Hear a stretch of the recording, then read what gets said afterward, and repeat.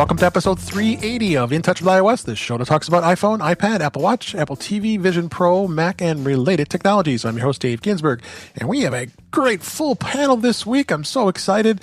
Our guest this week is Mr. Guy Serle. The new podcast is out. How are you doing? I'm doing just fine. Yeah, check out the G-Men on Spotify and Apple Podcasts and various other places. It's just the G-Men. It is, and it was a very good show. Thank you. It was the first one we had done since like April. That's right. So make sure you update the show notes so I have current information in your bio. So we have that link. Yeah. So, and also here is Jill McKinley. How you doing, Jill? I'm doing just great. How are you? Great. Thanks for being here as always. Appreciate it. Also here's Chuck Joyner. How you doing, Chuck? I'm good, Dave. I'm guilty of everything I'm accused of. Oh, goodness. That's right. Thanks for being here. Eric Bolden is also here. He's got a beautiful butterfly in his background, and glad you're here. How are you doing? Oh, doing good. Nice, cool day today. It's quite the relief. Butterfly has it is. It's very cool here today, here as well. And I believe Marty Jencius is coming first from Chicago. How you doing, Marty? I'm in the same time zone as Eric and Dave and Jill. Mm-hmm. And it was a tough trip out here. Lots of thunderstorms to get through for the first 3 hours, and then it eased up a little bit. But lots of construction on the highway, so things got slowed down a bit. Yeah. And then, of course, we hit the wonderful traffic of Chicago. So I just got here about 20 minutes ago, and my head is big because I don't have the camera adjustment on this laptop, so I could sit back a little bit, but just pull the mic far from the mic. Yeah, I'm just glad to be here finally and settle in with the group. Glad you're here and on the ground. Thank you. Yeah, on the ground. Yes. And last but certainly not least, Jeff Gamet is here. How you doing, Jeff? I'm doing all right, and I realized that once again, I am in the Gen X of time zones because I'm in Mountain Time. We're the one everyone forgets about. Yeah. What you did there. Yeah. Maybe. Yeah. Marty, if your head was any smaller, your glasses wouldn't fit. So it's just the right size. Did you just call me a pinhead? No, what I called you is properly proportioned. I get that a lot. Oh, off to a great start. Here. Wow. Yes.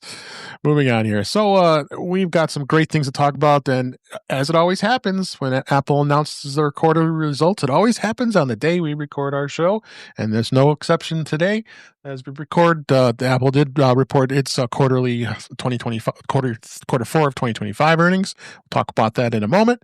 We've got a lot of beta coverage a little bit, and some other things that were released and some great news stories. But let's just jump right in here and talk about the quarterly results. I've got this all just fresh into the show notes. It says right as of today we record. And Apple did today announce their quarterly results, which is ending in June 28th, 2025. They posted a $94 billion quarterly revenue. It's up 10% year over year.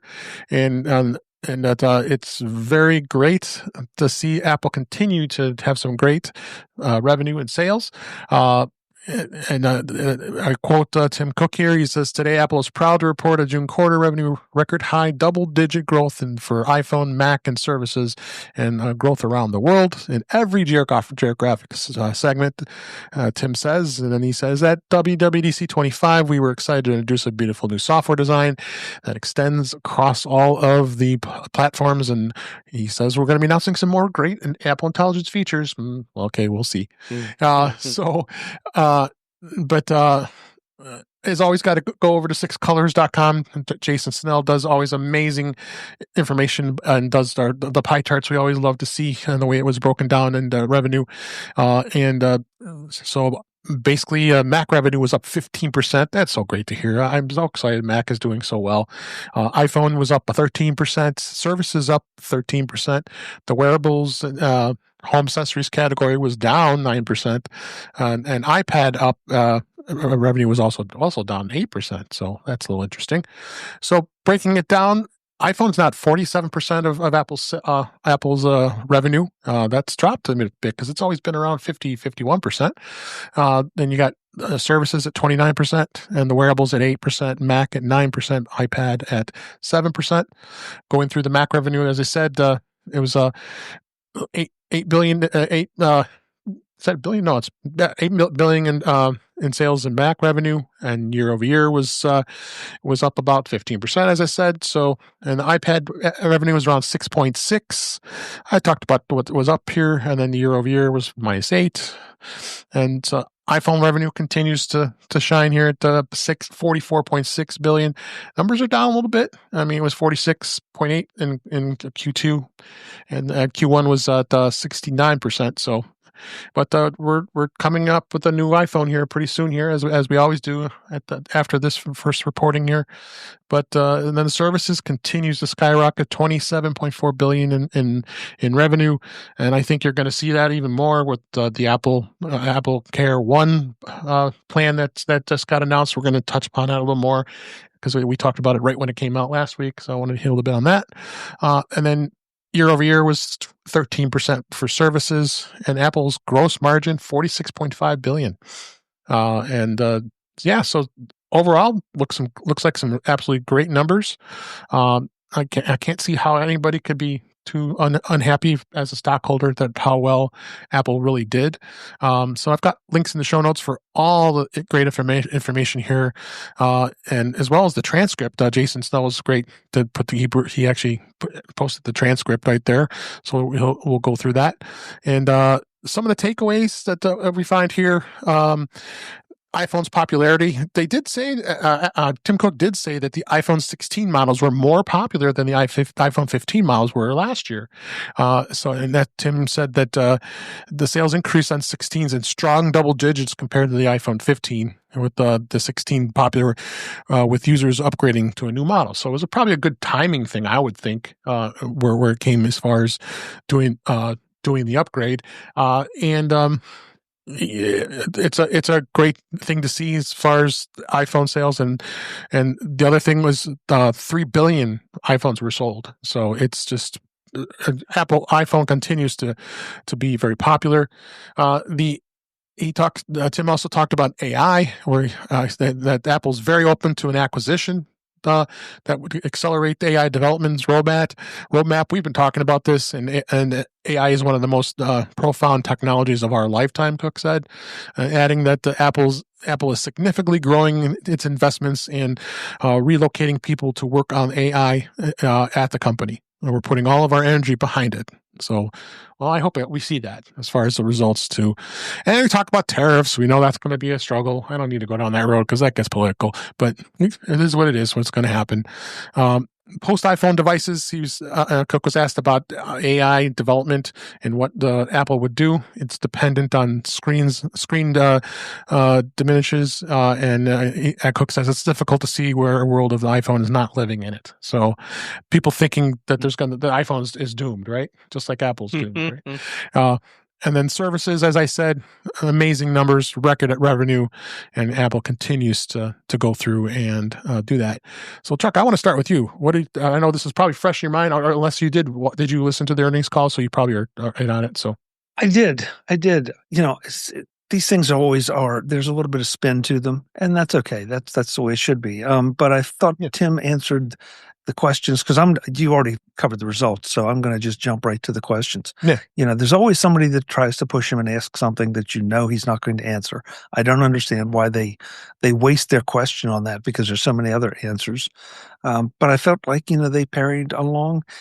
He addressed some of the Apple Intelligence questions.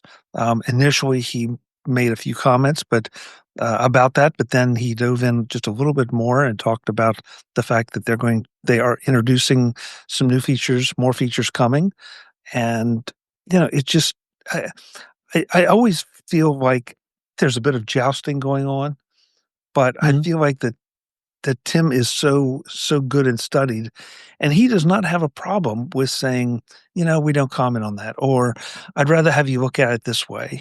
And I fully recognize that there's spin there, and I fully recognize that I'm a biased audience.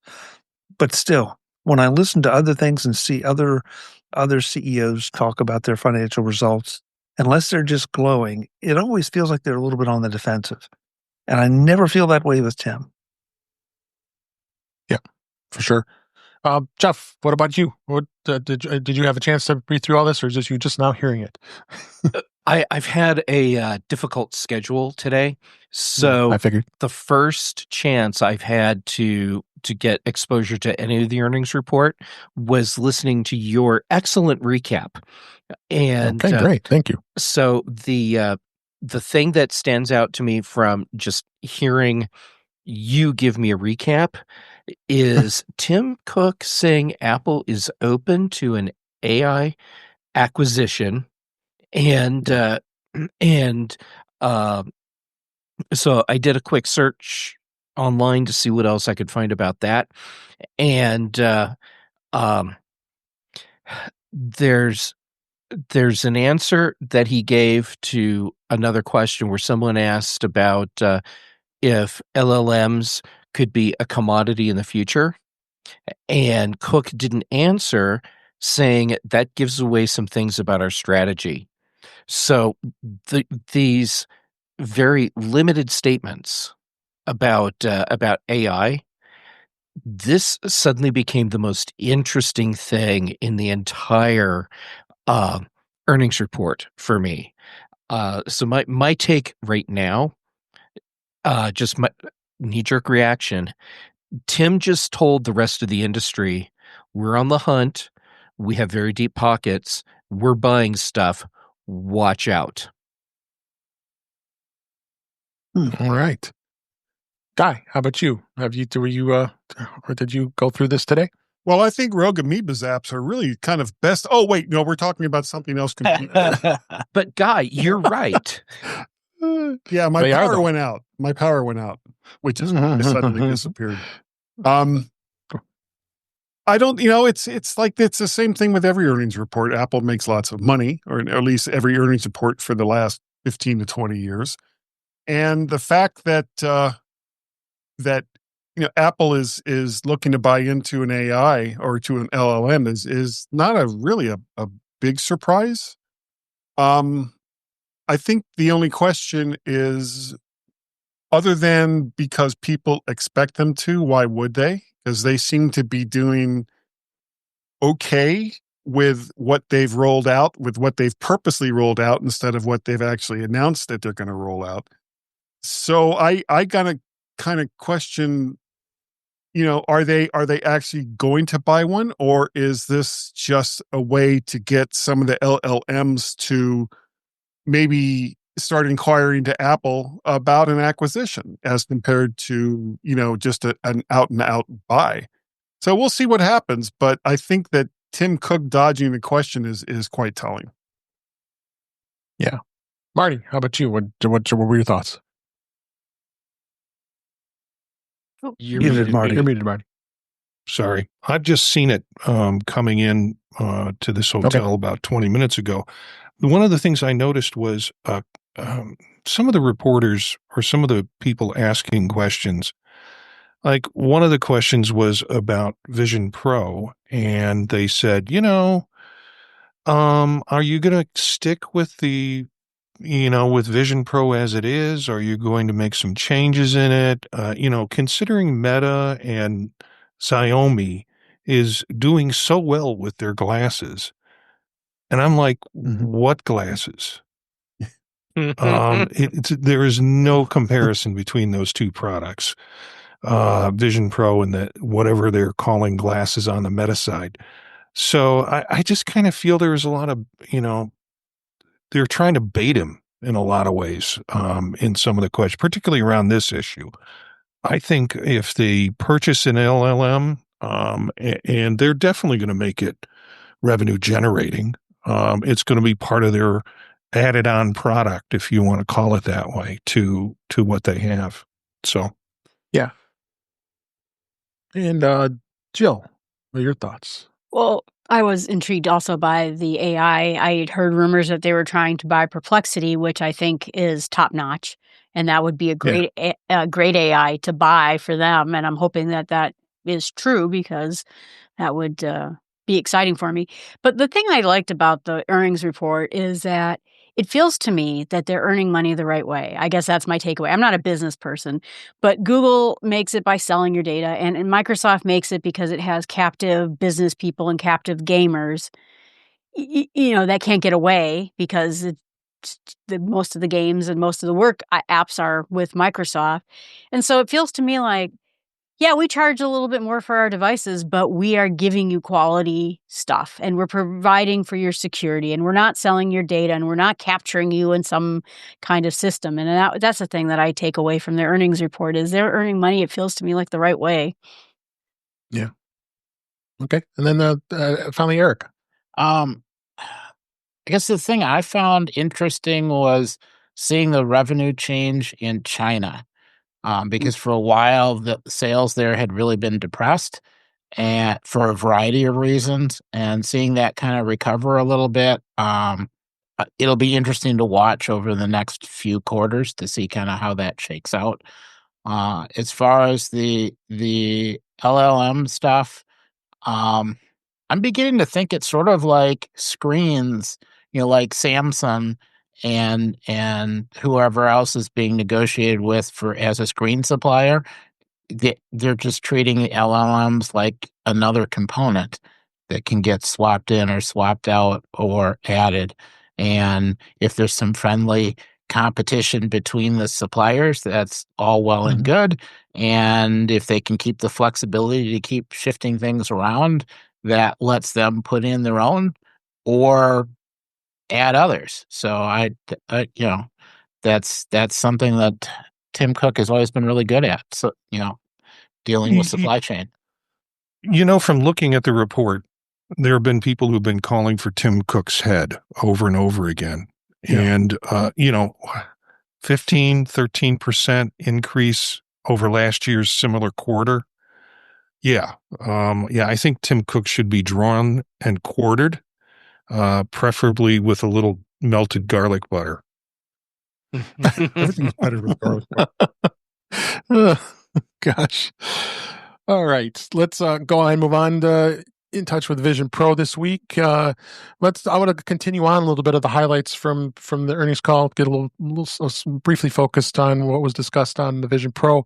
As you said, Apple did acknowledge internal and external concerns about the Vision Pro's future as a consumer product. We knew that, right, guys?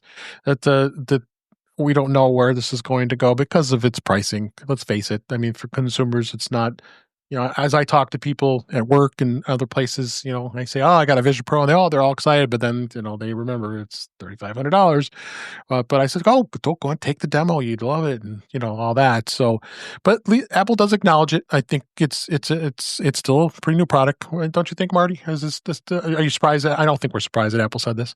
No, and I think they're working on a plan that will get a consumer-based product sometime in the future. Just they're not sharing it out like it's going to be the next step as the competitors are. And it's sort of like it's all tooth and no bite with what other competitors are showing.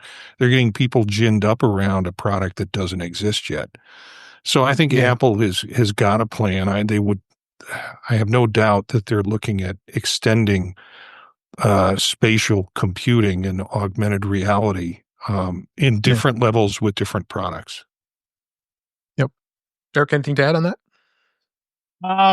No, I think Apple is making all of the right moves at the right time, and I think once the OS 26 versions come out and we see some of those changes, there are plenty of movies and clips and apps that are starting to come out now. And I mean, the thing that's really neat about the Vision Pro is you get to see a working product and work with it now. The only complaint is the price, not that it's not good enough to let you do anything. maybe some weight issues, but you can still develop and test with it, and that's something that's not necessarily true anywhere else. So we get to live the future now. We're just waiting for a device that more people can have, and hopefully once that device exists, then we'll see more sports stuff and things that involve licensing where you need a larger population of consumers. I'm not going to go through everybody. I open it up to the panel if anybody else wants to add anything about that discussion with Vision Pro. Well, basically, the Vision Pro is a very expensive developer beta, and that's kind of where it's been for a long time. So, since it came out.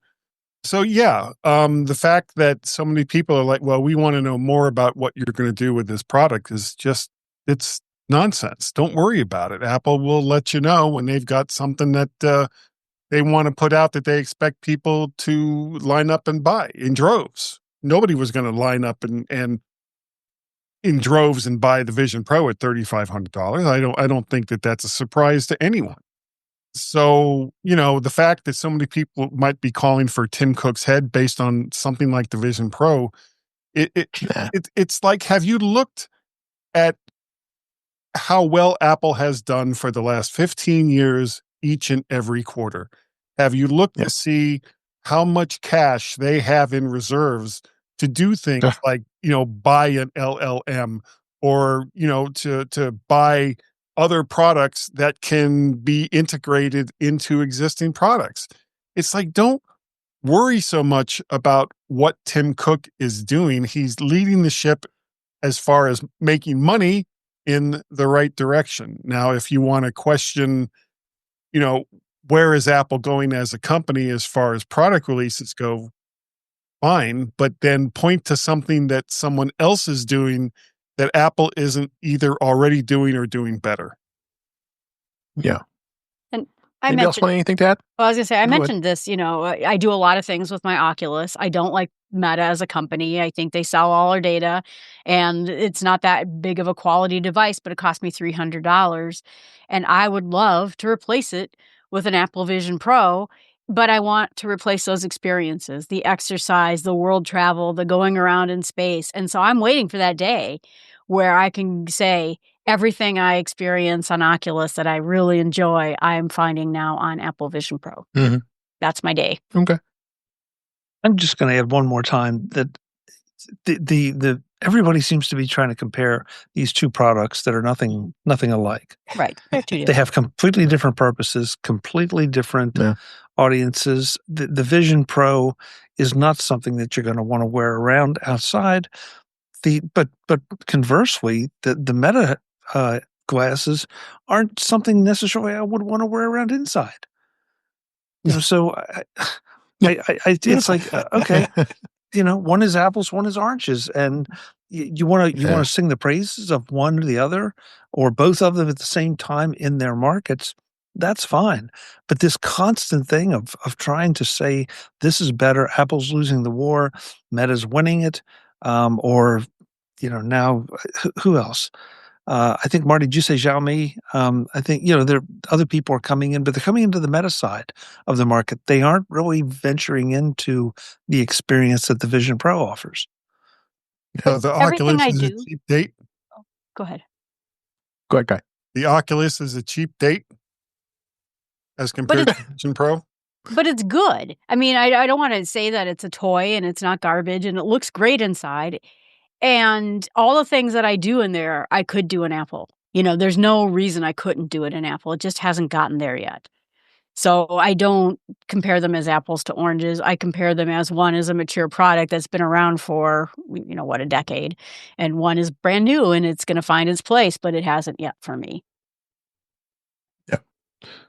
All right. just to summarize all this, the business outlook, what we talked about is it's questioned about consumer, as well as security. Updates are being released all the time on Vision OS, so we'll talk about that in a minute here.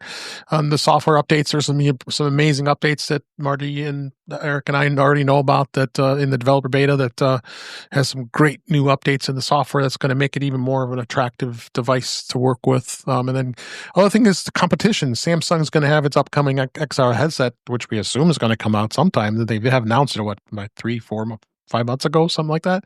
But once competition's out there, then Apple's going to start seeing, okay, we need to step up here, and they look at what Samsung's doing and see where that's a comparison. So, but again, Apple tends to not worry about that too much, as we all know. So, all right, let's go ahead and move on. And I'll just mention that Apple did release Vision OS 2.6 for those who don't brave the beta like Marty, Eric, and I. And it did come out in September, so it took 2 months after its launch of 2.5, and it can be downloaded. The release notes say it just focuses on bug fixes, under the hood improvements. Really, no feature updates in 2.6, but we wouldn't really know because we aren't running it. So, but that's what they say, and that's about it I can say for Vision Pro. So beta this week, the big thing that happened out this week was iOS 18.6 was released. So they released it out, I believe it was Monday of this week, Monday or Tuesday. It was Monday. Yep, I remember coming in. So one of the big things that it fixed is the photos related bug that can prevent users from being able to share memory movies in the Photos app, as well as bug fixes, security updates. It's actually a pretty serious update that I would say you should update as soon as possible, because there's over 20 security fixes right now that were released as far as that goes. And I'm not going to go through all of the changes here, but when I say there's going to be that many bug fixes and security updates, you really need to jump on it and get it up to date, because it's really important to get that going. Everybody here update yet? I know, Chuck, you always wait for a few days, right? I wait for a few days. I haven't seen anything that makes me not want to update, so I'll probably be doing it this weekend. And it's always nice to see that nothing has happened, but I'd rather let you guys crash and burn than. I look around here. My primary iPhone, I'm on 18.6. I don't mess around, but I have it on my other devices. I think everybody else here is on beta. Jeff, you're not on your iPhone, so not you on my updated. iPhone. I know no. you. I don't. But I'm on 18.6 now. But you updated on 18.6, right? Oh yeah. I don't run any operating system that doesn't have 26 somewhere in the title. I figured as much. Are you on beta too? I forget. I'm not on beta on my phone. No. Okay, good. So you already updated and ready to go? Yes, to 18.6. All right. And then Apple did release watchOS 11.6. That was an update from 11.5, and it's compatible with Series 6 and later, and the SE2. Updates, just again, bug fixes, security updates, the old normal stuff. Not that much to talk about there. It updated pretty quickly. I let it update overnight, because usually I like Jeff. I like to force update them right away. Mm-hmm. Same thing with the HomePods. HomePods 18.6 was released. I didn't notice anything different in the HomePods. I'm sure you didn't, Jeff, right? Nope. Still has the same problems it's always had. Yeah. Yep. So, and then tvOS 18.6 was released too. I ran that update yesterday, and again, there's not much to share about that other than some full release notes in their support document, but I don't think there really was much. Just as they always say, updates includes performance and stability improvements. So there's not much to talk about. Security patches across the board and security. Yeah, for sure. So, all right, and then we did talk about the beta. So iOS 26 was released last week on the 22nd of July. So. Again and there goes Siri. I didn't even say it. Yeah, they haven't fixed that bug, have they? No, they haven't. That was on HomePod too. Yeah. They did seed a version of the public betas. That was last week for all the versions out, so the public can use it. But they hadn't released one yet for iPhone 11, which iPhone 11 still is supported. So they just released the version for iPhone 11 this past week, Apple did not seed it, and it's made it the public beta. It has a different build number, and basically on the 11 they fixed if you had organized your apps into folders on your home screen, you might only see the leftmost column on the grid of apps when opening a folder. The other two columns in the folder do not display the app icons, prevent users from launching those apps. So iOS 26 does include, of course, the liquid glass design aesthetic, but I don't know if that's going to be much on 11 because 11 is a pretty old model and a slower processor. So, but that's out. So, for those of you who have iPhone 11, and then a couple things here. iOS 26 messaging filter is upsetting fundraising politicians that want to annoy iPhone users. This was interesting. Apple will automatically be sorting unknown text into a new category in iOS 26 that's irritating political groups that rely on donations via their spam text. Did you put this in here, Marty? Oh, yeah. I did. No, okay. Somebody put it in, but I love it. I put it in. I love it. Oh, you did, Jill? Okay. Thank you. Because I didn't see who it was. So text message filtering is based on carrier spam lists and third-party apps that have existed on the iPhone for years.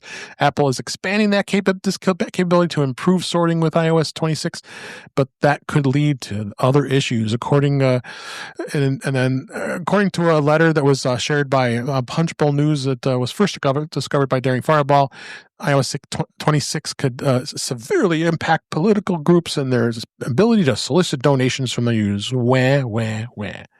So good stuff. Who? Yeah. So without getting very political here, I'm glad to see them doing this. Yeah. Now, go ahead, Jeff. Tell us what you really think. I don't have any strong opinions about this. No. No. Okay. So here's the deal. Liar. You have a problem with liar. Yeah. My nose got bigger, didn't it? Okay, if you have a problem, regardless of who you are and what you represent, if you have a problem with how I receive and manage content that's coming into my phone, then just go as they say on the Battlestar Galactica, go frack off. And I might be a little more sympathetic.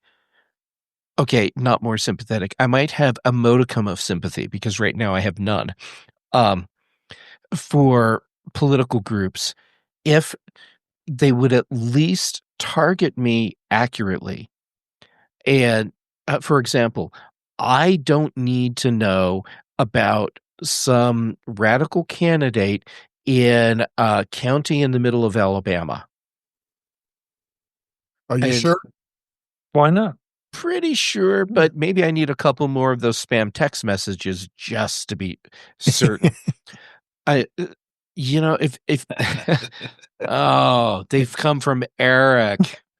Well played, sir. No, but the thing is, if you want people to be more tolerant of the political messages that you're spamming them with, you should at least make sure that you're in the right area for that person. The majority of spam political stuff that I get is for stuff outside Colorado, and has someone else's name attached to it. You're like, hey, Chuck, you need to come and vote for our candidate that's against babies and puppies, or whatever. Get it right, people will be more tolerant. But as it stands right now, babies versus puppies political action group. Right, yeah.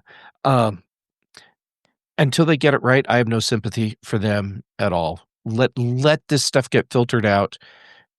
They need to find more effective ways to raise their funds anyhow. Yep, that's right. Yep. Anybody else want to make comment on this? Yeah, I contribute to the political party or parties that I want to when I want to. I don't need constant pestering.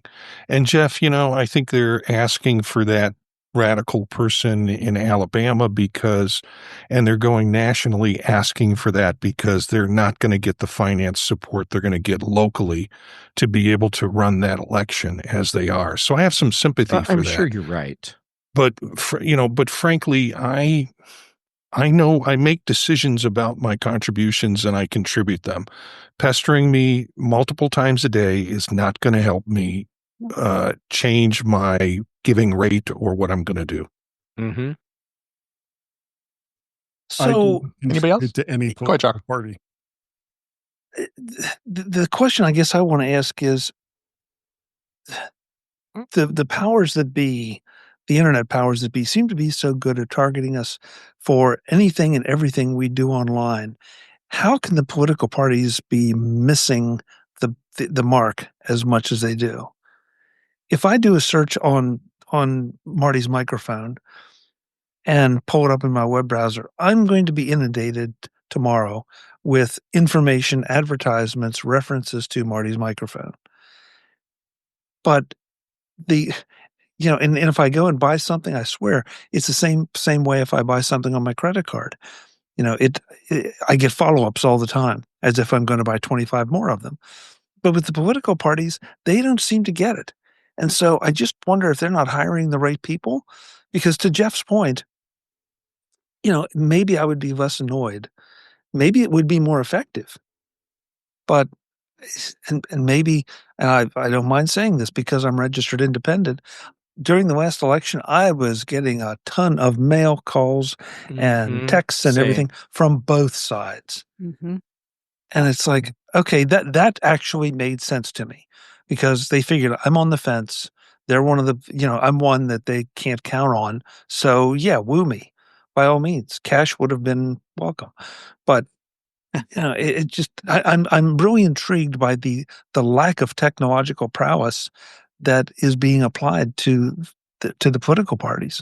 Yeah. Well, Chuck, I can answer that very, very quickly. Number one, as far as being independent, that had nothing to do with the phone calls that you got.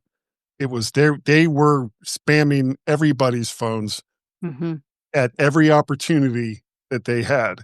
And the reason why we get so many texts and notifications and everything else having to do with elections that we have nothing to do with isn't so much a matter of technical prowess as it is they don't want to spend the money to filter out all, because it's much less expensive to just send it to everybody than it is to apply a paid for filter so that it only goes to certain numbers of people. It's easier just to send it to everybody, and it sucks.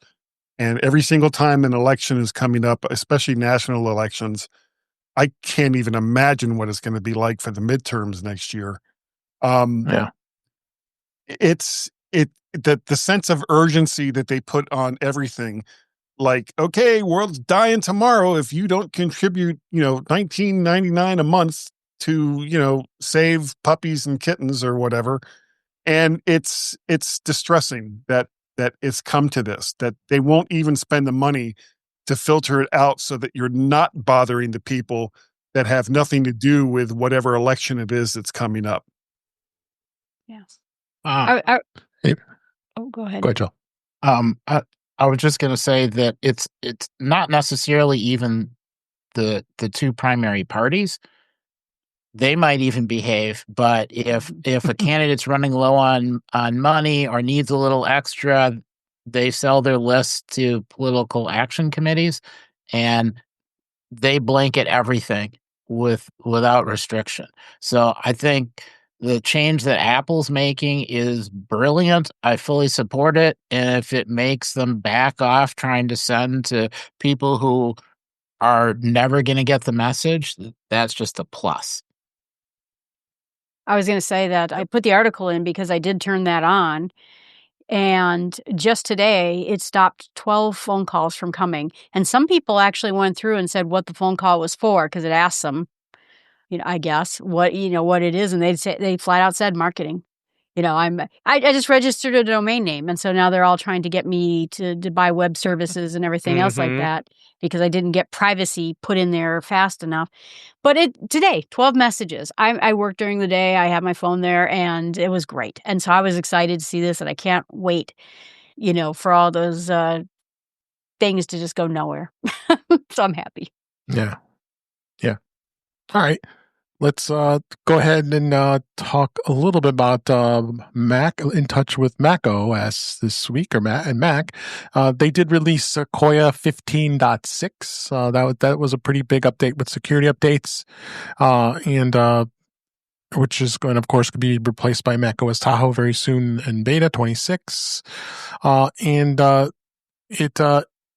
It does have some bug fixes, security updates, and companies already are up and updating this right away because there's some vulnerabilities here. So you want to make sure you're updating. I already updated. I hope everybody here is on Sequoia that is updated to 15.6. So that is that for that update.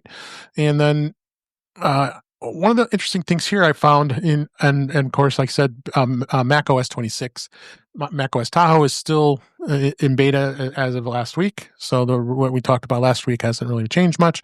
But this one's kind of interesting: how to take full control of your control center in macOS Tahoe. You can add controls, remove the ones you don't want, and arrange them in a way that makes sense to you.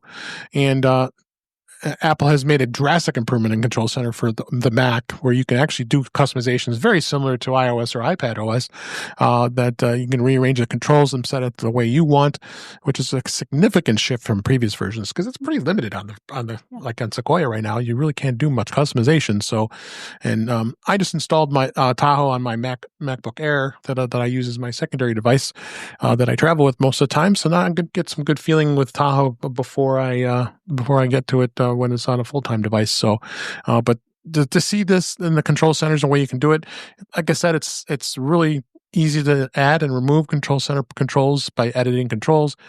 I mean, pretty much it's the same as where you find on, like I said, iOS and iPadOS. So, Marty, Eric, anybody who's running beta, have you tried this? I love it.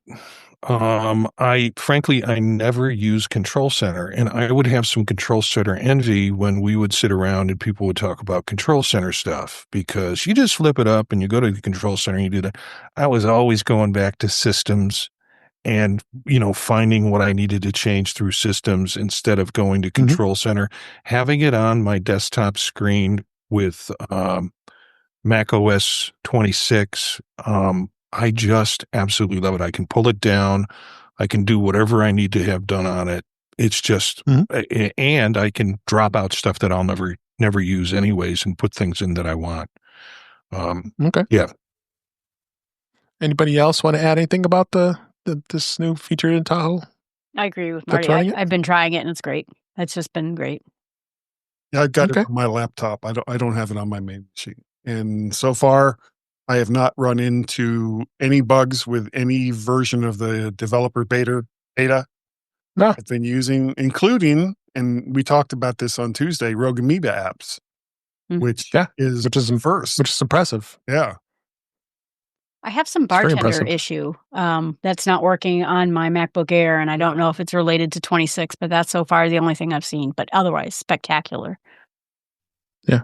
So, all right. And let's move on. I'm going to talk a little bit more about the AppleCare One program. One of the things that I was really excited about is the fact that it is compatible with the iPhone upgrade program. I know I am on this program as well as Chuck. That there was a quick addendum that was added to the AppleCare One program that debuted last week. It is compatible to the program in the United States. iPhone upgrade program members will receive AppleCare Plus with theft and loss coverage as part of their monthly payment. Can now switch to AppleCare One if they prefer. It might be possible to save a bit of money in doing so. Dan Morin covered this in 6 colors. He had a post here, and he talked to an Apple spokesperson that told him that the iPhone upgrade program subscribers can contact Apple support and unbundle their coverage from the financing and then upgrade to AppleCare One. I don't know how much how much you're really going to save. They really didn't specify it. So then, plus you do have to spend the time talking to Apple support. But I mean, if you get the credit back from what you do, then that'd be great. I mean, all the other products we talked about last week is Marty, you said you got about $400 worth of credit from the other program, the other versions, and then now you're just paying the $19.99 a month, and you just have to do the math, really, as far as what there's going to be anything different. I linked them back here again as far as what's compared and compared. There is even a comparison here on Apple Insider to comparing Apple One versus AppleCare Plus, and they did some comparisons here. I mean, I think bottom line here is I think it. A lot of people are subscription tired, I guess it is, that they really don't want to be another subscription I gotta subscribe to. But if it's going to save you money in the long run, you can do the math and see if it's best for you.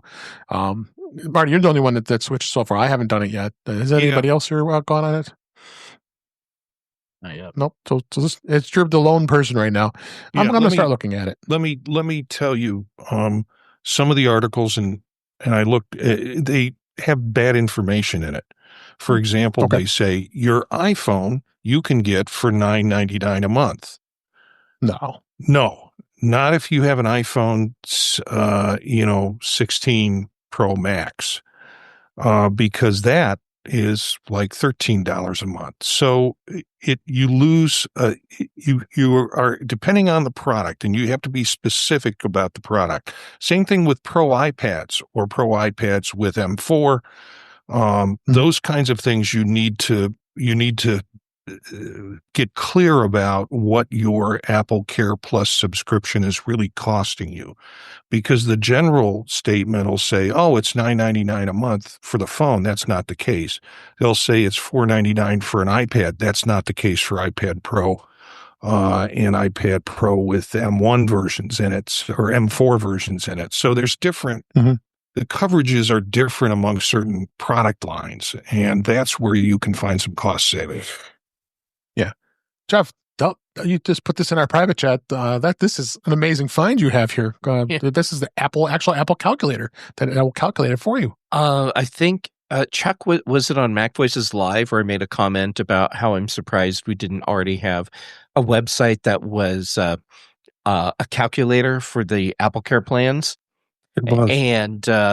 And today, I think it's today, might have been yesterday, there's now a website that does that, iCare-calculator.versal.app.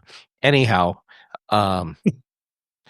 so you add in the devices you have, and it gives you a chart about the best way to price out your AppleCare.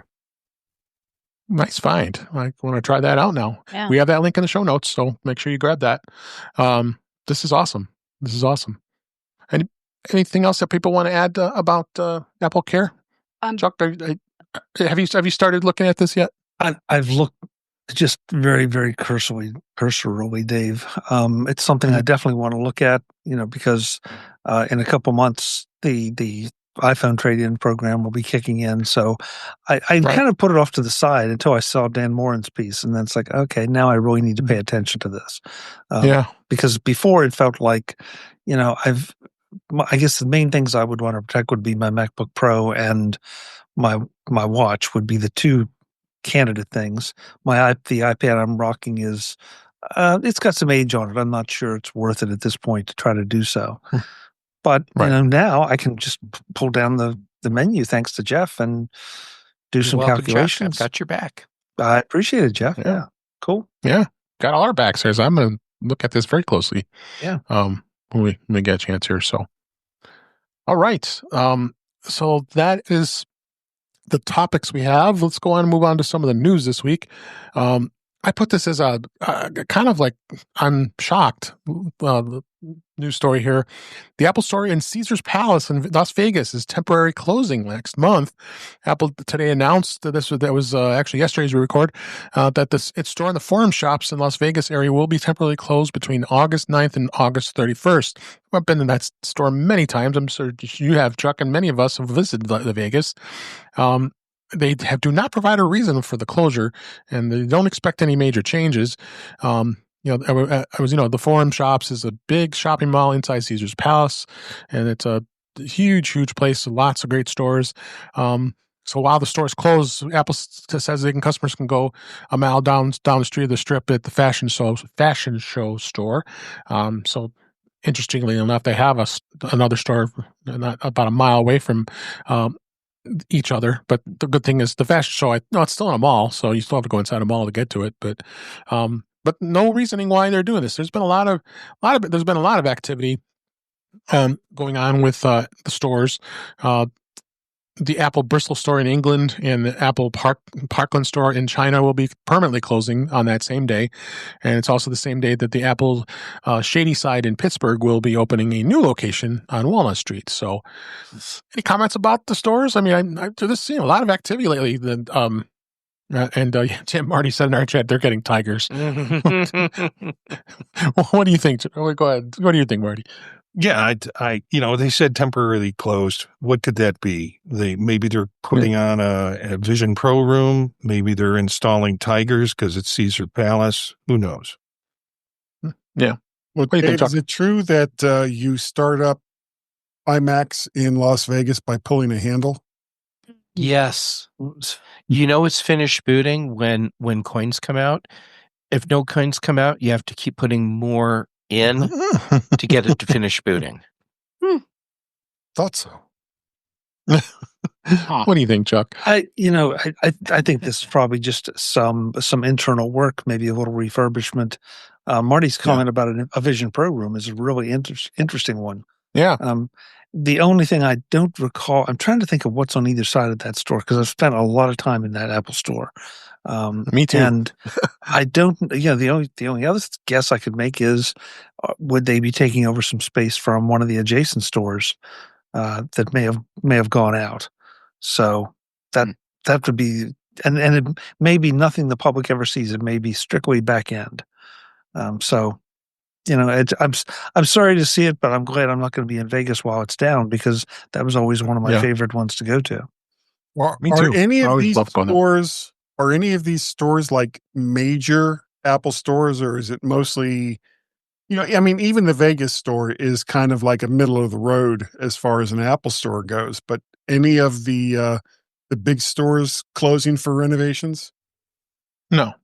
Like, this isn't Chicago, Michigan Avenue. This is a mall-sized store. Okay. Well, so it's not a big store. Would be that there was like some new product or category that they wanted to focus on, and these stores were kind of like, okay, well, here's your next look at what's coming up. But it sounds like it's just a coincidence, maybe. I think it's renovations. It has to be. I'm just curious what you do in Vegas all this time. I mean, how do you keep going to Vegas? What's conferences? So many conferences. How can you not go to Vegas, Joe? I've been there once. Into Vegas, other than going through the airport. Yeah. I just wonder what people do there. It's like I know the gamble. Jill, what I do, I go to conferences, and then I make sure that I know where Chuck is because he's like the Vegas whisperer. And if you want to know where the great places are to go, just hang around Chuck, and he'll make sure you get there. Okay. Yeah.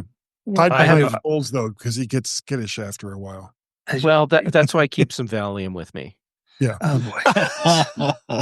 So I have two. We're going down. I have two Vegas modes. One is what Jeff said, conferences. If you go for conferences, you do one thing and one thing only, and that's the conference.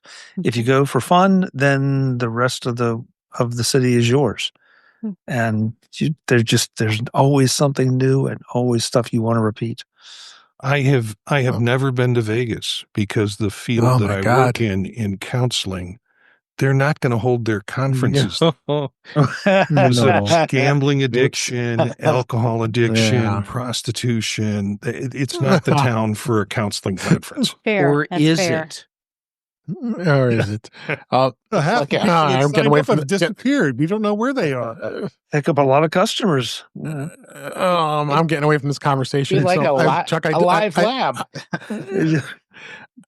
I asked ChatGPT about that same question. What stores are nearby? And I think Tiffany, Gucci, and Nike are right nearby there. So that's in a pretty prime area over there in that section of the mall. So so interesting. That's for sure. So then next story here was JPMorgan is close to closing on getting the Apple Card, and they're taking over the card program. There's been reports here. It's very, very close to a deal to get the Apple Card. It's glad to finally hear this. Has been going on for it's got to be close to 2 years now. It's been kind of really quite a while. We haven't heard really much of anything. This is like I said, they're in advanced talks with Apple about the becoming Apple Card's new financial partner. This was according to the Wall Street Journal.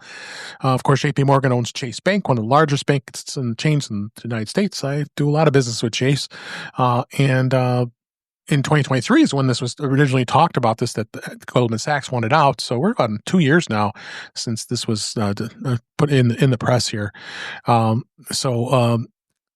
This is going to be interesting to see where this goes. The other thing, too, is this potential that Visa and American Express had expressed interest in taking over the processing over MasterCard. So that could change. I know Chase is a pretty big issuer of Visa cards. So, but this is going to be interesting. I just hope to God that it doesn't change the way it is now, because I really enjoy having that account and getting the 3% cash on on a lot of things, and then 2% on everything else. Works great with Apple Pay, easy to manage. You get the payment plans and when you want, and all that stuff. It just goes right into your savings account. Exactly, and having the savings account that's at right now it's right around 3.6% interest. So that's a nice perk too. What do you think, Chuck, on this? I'm sorry, I was distracted by a comment in the chat room, Dave, and I was not listening. Sorry. So it's true. The Apple Card. Puppies. No, I don't hate puppies. I was defending myself against Webb. We were talking about the Apple Card and Chase possibly taking this over. Somebody's going to take it over. So it might as well be one of the bigger banks. The one thing I did read about this was that, and something I did not know, but apparently Apple Card does not charge for late payments. Not that I've never been late, but I'm the same way, Dave. So I don't know if it's because you already have something on file or whatever, but that was the surprise. So I can understand why all things a credit card company might be a bit upset over that, but we'll see. This must have been negotiated with Apple. I mean, obviously a lot of the terms. I mean, of course Apple has to agree to what the bank is willing to do too. And Goldman Sachs obviously was very, very open apparently to when this card started. God, it's been 6 years now? 2019 is when it started. And I think most of us here, if not all of us, have had the card since day one. Yeah, and I can't remember exactly when I guess the agreement runs out, if it does. But I thought that it still had a couple of years to go. But they want out. And Goldman wants out. Yeah, so. Mm-hmm. So that's why they're looking for a buyer. Yeah. Jeff, anything to add on this? When it became pretty clear that Goldman Sachs really was getting out of this and it wasn't just speculation, my assumption was that it would either be Chase or Citibank that takes over, because those are the two big names when you have branded cards. So, yeah, it was going to be one or the other, ultimately. I never expected Amex to be the company that took it over, Chase or Citi. Okay. Anybody else want to add anything? All right. Let's go ahead and move on to yet another AirTag luggage airline is joining up with Apple AirTags on luggage tracking. It's now supported by 30 airline carriers. As we all know about what the AirTag is, it's been around since iOS 18.2. It's got live tracking link with the AirTag, all that. Saudi Arabia gets shared the item location support when that was announced. The share location support feature in the AirTag It also started working with more than 15 airlines to implement the system that would let users securely share a live link of the tracked item and help recover misplaced luggage faster. Since then, the original list has been more than doubled, and now that Saudi, the national airline carrier of Saudi Arabia, has joined in and is part of this initiative. So right now, you've got a long list here, and the primary airlines in the United States: American, United, Delta, is on there, as well as Virgin Atlantic is in the UK, but they're across the world. There's a lot of Lufthansa, and Air Canada, Air India, Air New Zealand. And so there's a lot of great, a much better list of these supporting with the AirTag. What do you think, Guy, on this? It only makes sense because if more and more people are using AirTags on their luggage, then when inevitably something goes awry and their luggage goes in one direction while they go in another, airlines can spend less time and less manpower trying to track it down. The customer will already know, well, it's here, so you need to get it over here.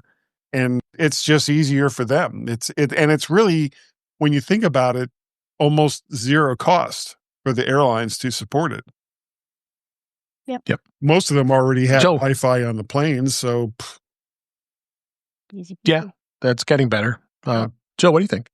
Well, I mentioned before that I had an airline tell me that they didn't know where my luggage was, and I said, I can tell you where it is. It's gate 25 in Denver Airport. I see it on my thing. I see that you have 2 more flights coming to Sacramento from Denver tonight.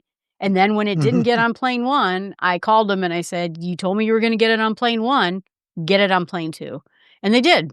And I was able to actually tell them that. And I think it's just fantastic because also I had my luggage lost in the past, way back in, the 80s. And they give you money, to compensate you for, if they don't have to do that, because they can now find your luggage. This is great for everybody. I want my luggage. I don't want money. Yeah. What do you think, Marty? All the Turkish airlines that I've flown, plus other international airlines, Qatar Airlines is not on there, which is what I've flown to Singapore before. But it's a great lineup. It covers everything that I would want domestically. I might have told this story, but I lost a AirTag back at Cleveland Hopkins Airport back in the luggage area. And it went for like 18 months. Every time I go to the airport, I'd see it that it was back there somewhere in luggage. My luggage got through, but the AirTag didn't go through. And I absolutely refused to shut the damn thing off and give it to someone else back there. So, Eric, how about you? This is just great. Yeah, the stress relief of knowing kind of where your stuff is and even being able to kind of confirm, it made it onto the plane with you before you ever get to your destination airport. Just stress relief alone, this is worth it.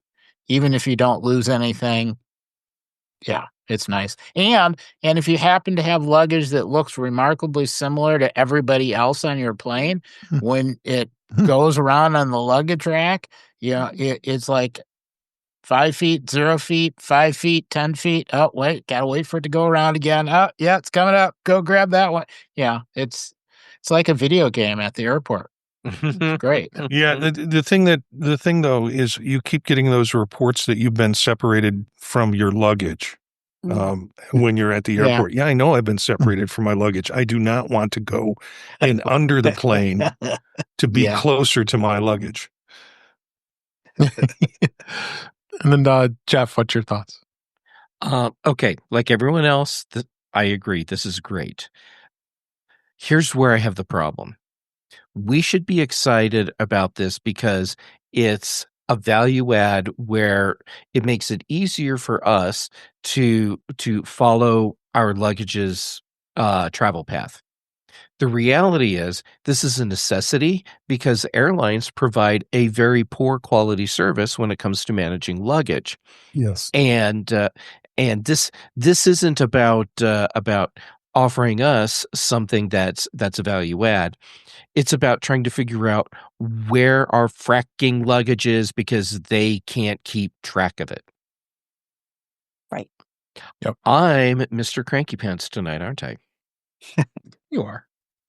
But the cool thing now is there's so many other devices that are out there. I just kind of want to spin on this because I've really become obsessed with these devices. This here is a credit card I'm showing on camera. It's made by a company called Spot Finders, and it's a credit card size Find My device. So I can sync this through Find My, put it in my wallet, and now I'm not looking for my wallet anymore because I always have a problem where I put my wallet somewhere. Where is my wallet? I'm running around the house trying to figure it out. As long as now it's in here, because putting an AirTag in a wallet is not exactly comfortable. So you're starting to see more and more of these types of devices beyond what the AirTag is. AirTag hasn't been updated in 2-3 years, I think it is. So to have these type of devices, and this thing's really loud too, because you can really hear it, because the AirTag sometimes is kind of faint. You can't really hear it. I've got them on my keys, and I've got them in, but I'm starting to put these in my. I have this on my luggage tag on my backpack, and I've had this in my wallet, and that's really what you're seeing now with AirTags. And why can't I put this in my luggage too when I just traveled last week? So it's not.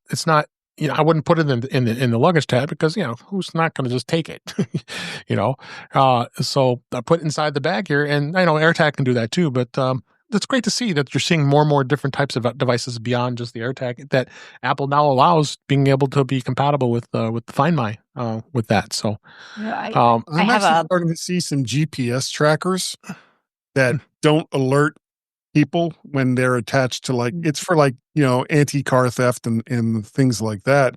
And of course it could be used for nefarious reasons as well. Right. But these, we're at a point now where there is so much coverage all over the world that if you lose something or you want to know where your thing is, if you're not there in front of it, it's relatively easy to say, find my thing, and it'll go out and get it. Yeah. I was going to say, I have a bike reflector that an AirTag fits in, and so you don't even see it. It just looks like a bike reflector. And so that's on my bike, and I feel confident now that if someone stole my bike, I know where to go find it. Or if I lost my bike, I have been places in Madison where I lost my bike. So there you go. But I heard that Skechers was going to create kids' shoes with an AirTag in the sole. So clever. Yeah, I just saw that today. Yeah. So it would be better if they did it without announcing it. Yeah. I mean, seriously, it's at the point, if someone gets kidnapped, the first thing that the kidnappers are going to do is strip off all their personal items and throw them outside of the car or wherever it is that they're at. Yeah. Hold on. I have to take notes, Guy. If I was a 10-year-old, I would be getting my switchblade out and cutting that sucker out of my shoes. I want to know what kind of place you lived, Marty, where 10-year-olds carried switchblades. Oh. Earth. Oh, I grew up. I grew up in places with 10-year-olds with switch. Yeah. I what I can't figure out is why any airline would not just love this. Yeah. From a customer perspective, if you assume, and this may be a very naive assumption, but if you assume that they spend any time trying to find a bag, and that again may be very naive, but if they spend any time trying to find a bag, this would, that's money. And then if they find it and they can't find it promptly, they have to drive it to your house. And for usually the airport that I fly out of, it would be like a 2.5 to 3 hour round trip for somebody to deliver my bag to me. Yep. So why wouldn't you do this? I mean, I've been fascinated by the late comers to this, that somebody woke up finally and said, hey, this is a great idea. Yeah. Mm-hmm. I had SeaTac tell me they had no idea where my bag was, and I walked right up to it and I said, that is my bag. Right there. I could find it. And they're like, how'd you do that? And you just beep it. Yeah, right there. That brings all kinds of other problems. Yeah. So one last thing, there's another card I have too that it's made by a company called Smart Card. This one here, and that they added the little opening at the top of the card. So, like for those of you who have, like I do, you have your ID, your key badge, to get into your office. You can put that on your key badge, so it's with you. And then if you lose your key, if you lose your key card, then you also can track that, and because it's going to be attached using the loop that it's part of. So. Nice.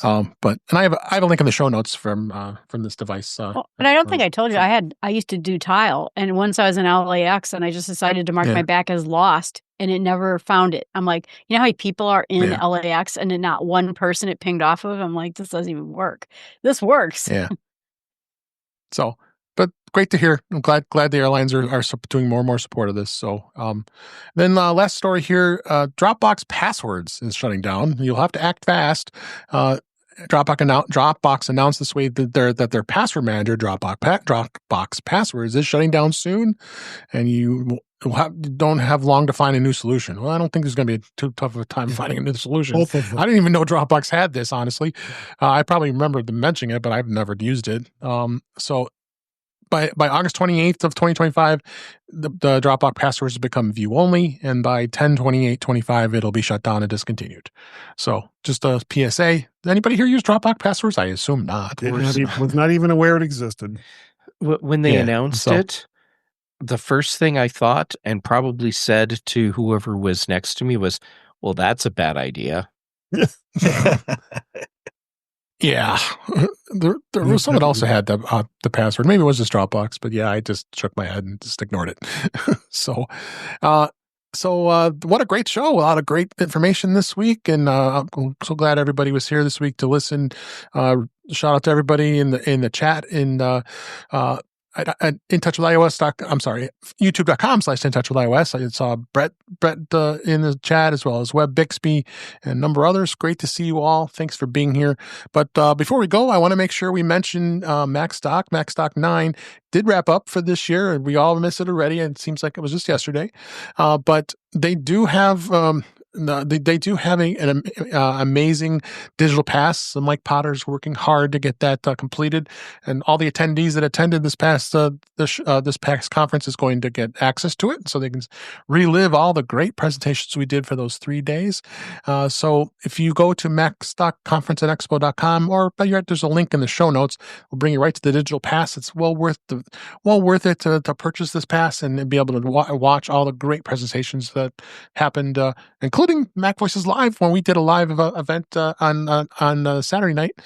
That was a heck of a lot of fun, and Chuck, you posted that out on your site, so go watch it there as well. So you're gonna have some great stuff to see, and come check it out. So again, it's mac.conferenceandexpo.com, and the link's in the show notes directly to the digital pass. And Mike did announce next year already. So July 10th, 11th, and 12th, 2026 is going to be MacStock 10 versions of MacStock. I can't wait to do it already. So we had so much fun. So I'm sure everybody else here agrees. Most of us that were there, we still missed you, Guy. We really did. But you got next year. Yes. So with that, let's go ahead and wrap up for this week. That's a wrap for this week. Please send your comments, questions, and suggestions to our email address, which is feedback@intouchwithios.com. You can follow us on Blue Sky and Mastodon at In Touch with iOS. Support the show. Buy me a coffee at intouchwithios.com/coffee. We would really appreciate it. You can become a patron of the show by going to patreon.com/intouchwithios. We have 2 tiers available to support the show. We'd really appreciate it. Make sure you like, share, subscribe so you are notified when we are live streaming, which everybody did in the chat this tonight. That's at youtube.com/In Touch with iOS. We always live stream at Thursday nights at 8 p.m. Eastern, 5 p.m. Pacific. And you can watch the current and past live streams, as well as listen to past shows. Visit In Touch with iOS magazine on Flipboard, where many of the topics we discuss are flipped into that magazine. The link is in our show notes. You can subscribe to our show on your favorite podcatcher, including Pocket Casts, Overcast, Apple Podcasts. I'll even mention Spotify just for you, Guy. Thank you. And we're out there too, and many others. But better yet, go to our website, intouchwithios.com, where all the links are always to listen to us are right there on that site. I am Dave Ginsburg, and you can find me on Blue Sky and Mastodon at DaveG65. And let's mix it up a little bit. Jeff Gamet, I'm so happy you are here. As always, where can people find you? I'm super happy to be here. And when I'm not out spamming people's text messages for Chuck's political career, you can find me on the social medias as J Gamet. Right now I'm posting mostly on Mastodon and Blue Sky and PixelFed. And then for shows, Tuesdays on Chuck's Mac Voices Live, here on Thursdays for In Touch with iOS. Thank you to both of you for letting me be on your shows. The Big Show and the Mac Show on the British Tech Network. Brian Chaffin and I do The Context Machine, and Patrice Brendamore and I do Retro Rewatch. And I want to point out that Patrice convinced me to do an episode where we watch something completely... I love your mug. That's a great mug. She convinced me to watch a show that's so completely outside the realm of what I normally watch, and then do an episode for that. Patrice convinced me to watch the pilot episode of Gilmore Girls. Oh my gosh. So if you want to hear me... I gotta listen to that go one. deep into Gilmore Girls and overanalyze it just like I do Stargate SG-1. Go check out that episode. That's I amazing. have to check that out. That's going to be amazing. Thanks, Jeff. Guy Serle, thank you so much for being here. I really appreciate it. And tell us where we can find you, as well as about your exciting new podcast. Well, I appreciate you letting me on, Dave, as well as Mac Voices on Tuesday nights.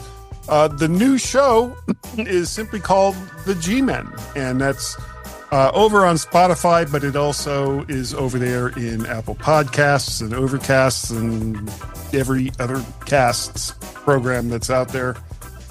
We just recorded our first episode, which went live on Wednesday, and the plan is to start releasing our shows on Wednesdays. The one nice thing about both Gaz and I being retired is we can record a show any damn time that we want to, and it doesn't really matter. That's right.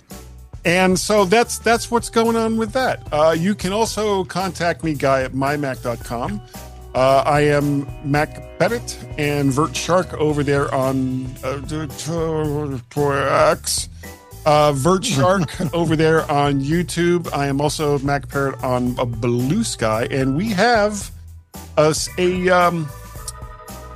telephone number that you can call, 703-828-4677, 703-828-4677.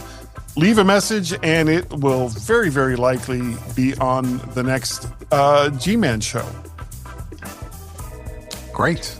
Thanks for being Same here. show, same hosts, same nonsense. Just same fun. Same shenanigans. Marty Jencius, thank you for being here and then making the effort to be here. I know you're traveling and in my hometown here. Where can people find you? Well, in a few minutes, you can find me at Super Dogs on North Milwaukee Avenue. North Milwaukee and Devon. Yeah, getting, That's for and ketchup. I'll put it in. There won't be ketchup on a hot dog in Chicago. Never.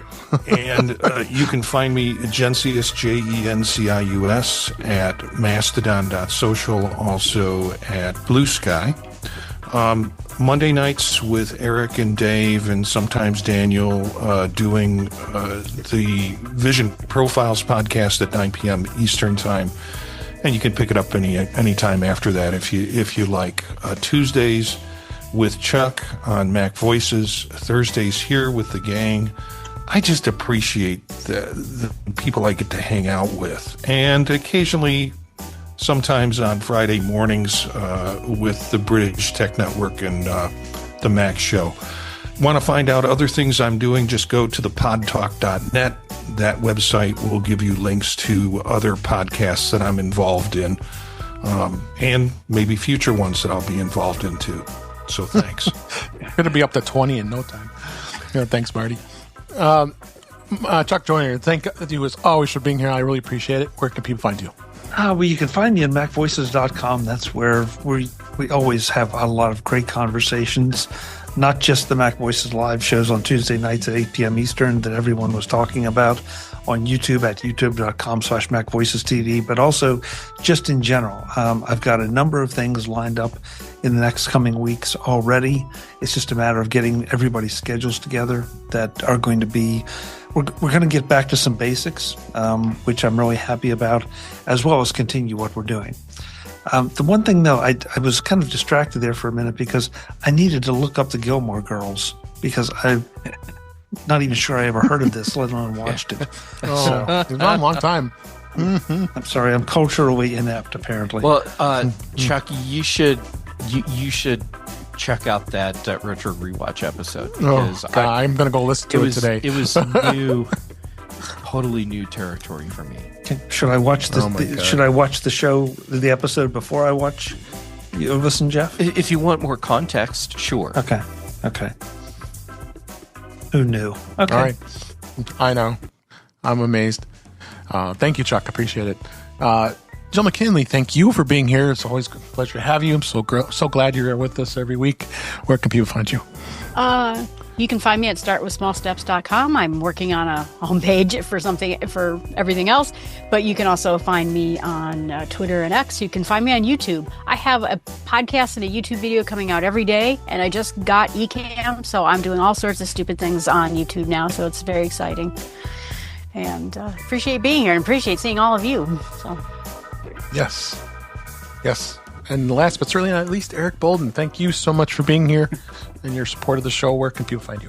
I can be found on Mastodon at EA Bolden, or at mas.to, under EA Bolden. Yeah, it's been one of those weeks. Otherwise, my usual getting in all my OSs with Vision OS on Mondays and Mac Voices on Tuesdays and In Touch with iOS on Thursdays. All right, thank you. And I join you as well on all three of those shows, including I guess I'm on this one too, right? Yeah.